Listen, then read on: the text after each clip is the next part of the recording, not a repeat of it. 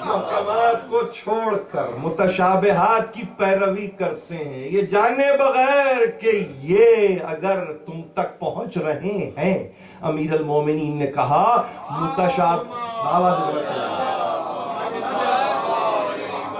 امیر المومنین فرماتے ہیں یاد رکھو متشابہات محکمات کی روشنی میں سمجھی جائیں گی۔ اگر کہیں یہ تصور ہے کہ محکمات کو الگ سمجھیں گے، متشابہات کو الگ سمجھیں گے، میرے امیر یہ فرماتے ہیں، میرے مولا یہ فرماتے ہیں ممکن ہی نہیں ہے کہ قرآن کی تفہیم ہو جائے۔ یہ متشابہات کو محکمات کی روشنی ان دی لائٹ آف محکمات سمجھنا ہے۔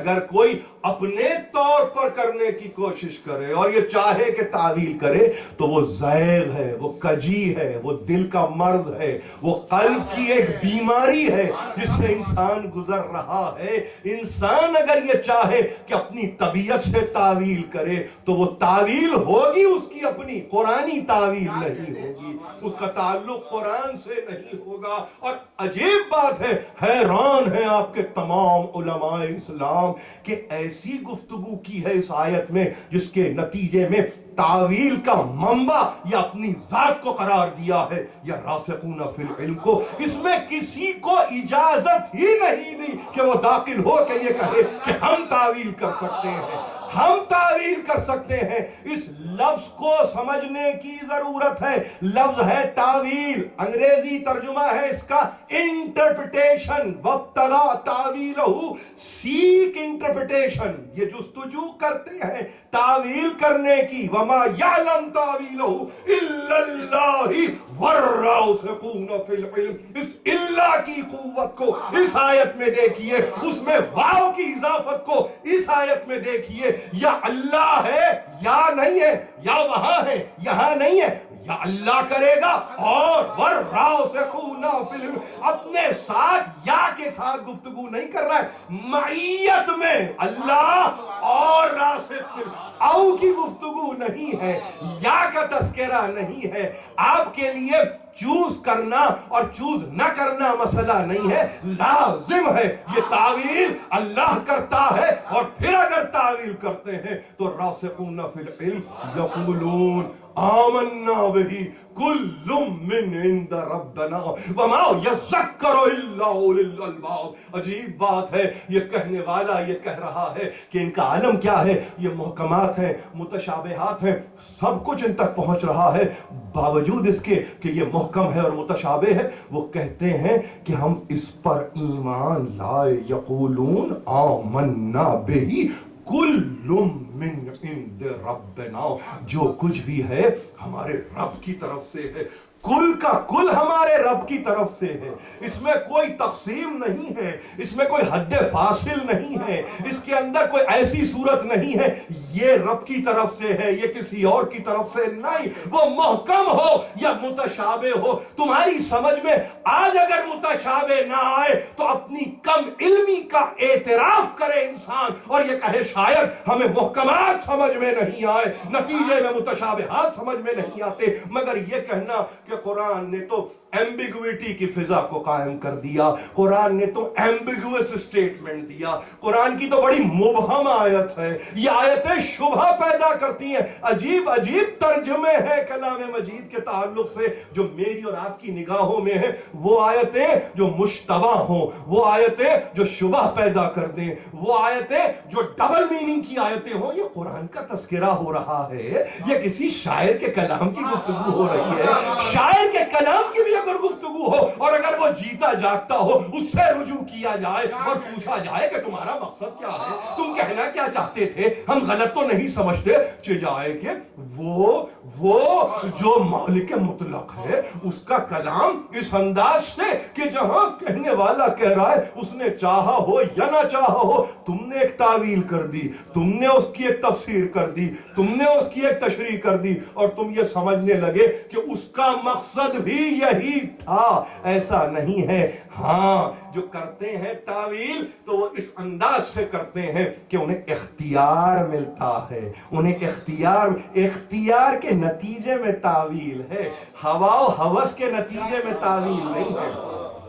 میرا دل چاہتا ہے کہ میں قرآن کا ترجمہ کروں، اس طرح سے قرآن کا ترجمہ نہیں ہوتا۔ میرا دل چاہتا ہے کہ میں قرآن کی تفسیر کر دوں، اس طرح سے قرآن کی تفسیر نہیں ہوتی جب تک وہ نہ چاہے۔ تو اصل علم قرآن کا ہے تو ان کے پاس ہے جو راسخون فی العلم ہے، یقولون آمنا بہ کل من عند ربنا، اور اس کے بعد وما یذکر الا اولو الالباب، اس کا تذکرہ کوئی نہیں کرتا سوائے صاحبان عقل کے، اس کا تذکرہ کوئی اور نہیں کرتا سوائے صاحبان فہم کی۔ انگریزی زبان میں کہا وہ جو کہ وزڈم کے حامل ہے وہ اس کا تذکرہ کرتے ہیں، وہ جو حکمت کے حامل ہیں وہ اس کا تذکرہ کرتے ہیں۔ اسی لیے اطمینان قلب ہے، خدا گواہ ہے، یہ مجلسیں ہیں، یہ محفلیں ہیں، یہ ساعتیں ہیں، اطمینان قلب یہ ہے کہ جن کے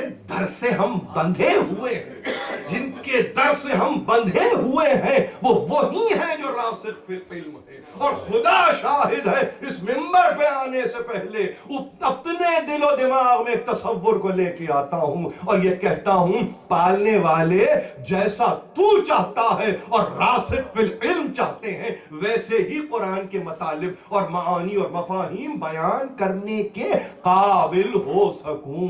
یہ دعا ہے جو اپنے لیے بھی ہے، یہ دعا ہے جو اپنے بچوں کے لیے بھی ہے۔ سننے والے مجھے سن رہے ہیں، سماعت کرنے والے اپنی سماعتوں میں محفوظ کر رہے ہیں۔ گفتگو کو یہاں تک پہنچانے کے بعد ایک تذکرے کے بغیر تو مجلس مکمل نہیں ہوتی، اور وہ تذکرہ کسی اور کا نہیں سوا حضرت امیر علی ابن ابی طالب علیہ السلام۔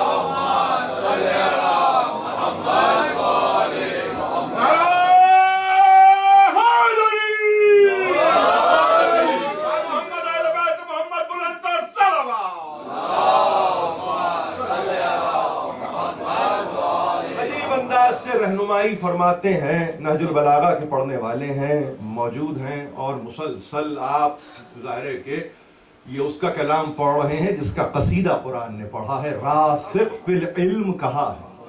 یہ راسخ فی العلم ہے، یہ راسخ فی العلم ہے۔ ان کے تعلق سے کیا کہا جائے مگر آپ کی زندگی کو آسان کیا خود قبلہ نما بن کر۔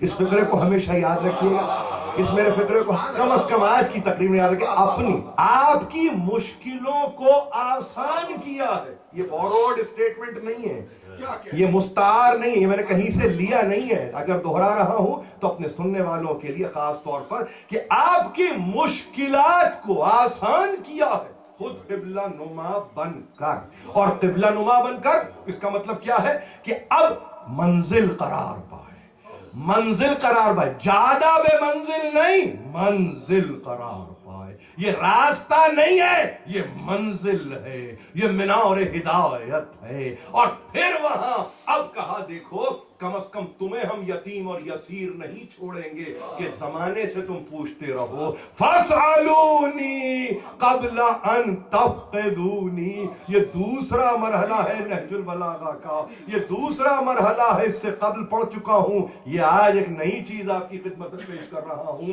پاس پوچھو مجھ سے، میں کہیں اور تمہیں جانے نہیں دوں گا، میں در در کی ٹھوکریں تمہیں کھانے نہیں دوں گا، میں نہیں چاہوں گا میرے ہو کے کسی اور کے ہو جاؤ، میں تو قطعاً نہیں چاہوں گا، مجھ سے پوچھو، مجھ سے پوچھو۔ فَاسْأَلُونِي قَبْلَ أَن تَفْقِدُونِي، اس سے قبل کہ میں تمہارے درمیان نہ رہوں، میں تمہارے درمیان سے چلا جاؤں۔ عجیب حکمتیں ہیں مولا کی، عجیب عادت ہے میرے مولا کی، تذکرہ کرتے ہوئے اس بات کو اتنا دہرانا، اتنا دہرانا، اتنا کہنا کہ جو لینا ہو مجھ سے لے لو، جینے کا سلیقہ لے لو، مرنے کا طریقہ لے لو، مجھ سے لے لو، میں کہیں اور جانے نہیں دوں گا۔ لا تسألونی عن شیئا فیما بینکم و بین الساعہ ولا عن فئۃ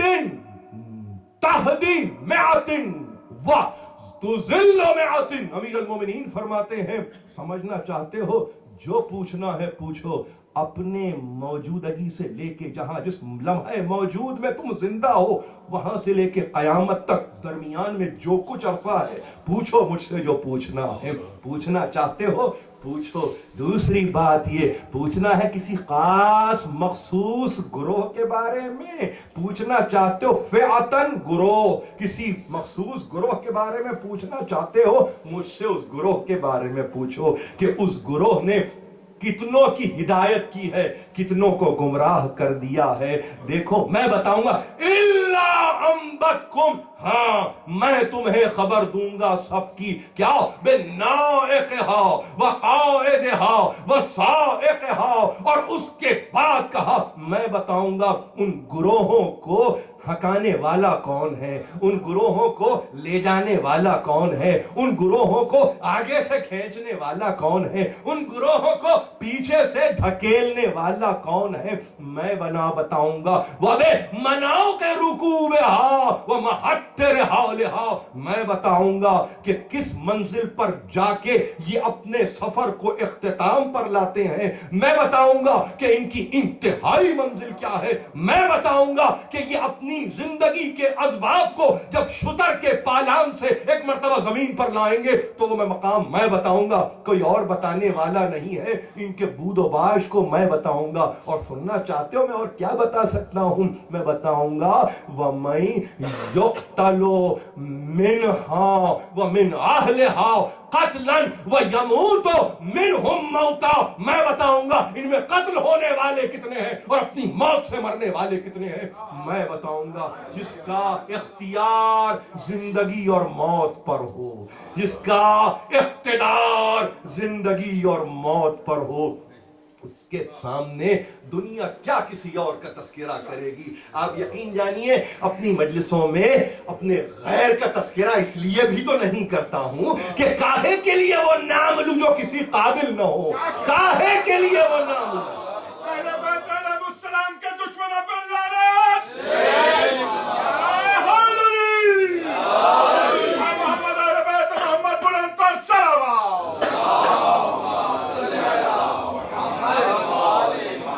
मैं बताऊंगा मनाओ के रुकू बेहाओ व महत्तर हालिहा, कहां जाके ये करार पाएंगे, कहां जाके असबाब सफर को ये नीचे करेंगे। इनमें कौन है जो कत्ल किया जाएगा, कौन है जो अपनी मौत तक खुद पहुंचेगा, मैं बताऊंगा। ये सलूनी कबलान तफक़दूनी, ये नारे हक और हु के लिए नहीं है, ये समझने के लिए है। ताकत तो लाए पहले इंसान कि ये कह सके। कुरान ने कहा फसअलू अहल ज़िक्र इन कुंतुम ला तालमून, तो ये हक है अमीर अल मोमिनीन को खुदा की कसम खा के कहता हूं कि जवाब कुरान में वो ये कहे सलूनी कबलान तफक़दूनी, ये कुरान का जवाब है जो अली इब्न अबी तालिब ने दिया।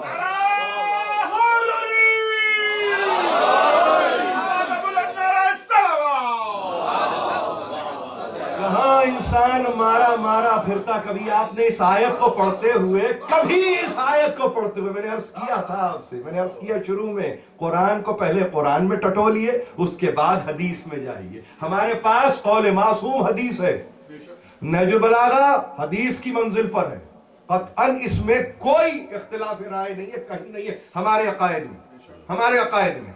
इसलिए कि कोई ऐसी बात उसमें है ही नहीं कि जो अगेंस्ट द रिलीजन हो, कोई ऐसी बात उसमें है ही नहीं जो रसूल के कौल से टकरा रही हो। ये अजीब बात है, कोई ऐसी बात नहीं। पूरे नहजुल बलागा को स्टडी करके देखिए और आप ये कहें कि ये जिद में है कौले रसूल के। रसूल कहता है देखो कागज कलम लाओ, जिद नहीं है, जिद नहीं है, बिल्कुल यही बात कि जहां कहने वाले ने कहा देखो तुम मर जाते ढूंढते ढूंढते फसअलू की गर्दान में तुम मुब्तला होके मर जाते, तुम सर पटक पटक के रहते, तुम्हें कोई बताने वाला ना था जब तक मैं अपनी तरफ तुम्हारी रहनुमाई ना करता। ये सलूनी रहनुमाई है मंजिल की तरफ, मंजिल की तरफ रहनुमाई की खुद मंजिल ने, खुद मंजिल ने रहनुमाई की मंजिल की तरफ। कौन था जो कह सकता था? देखिए अजीब बात है, कुरान قرآن کے بعد اس کے بعد آئے ہوں گے 8 10 80 100 1000 مجھے دلچسپی نہیں ہے، مگر یہ ہمت کرنے والا کون تھا کہ قرآن کہتا ہے پوچھو اہل ذکر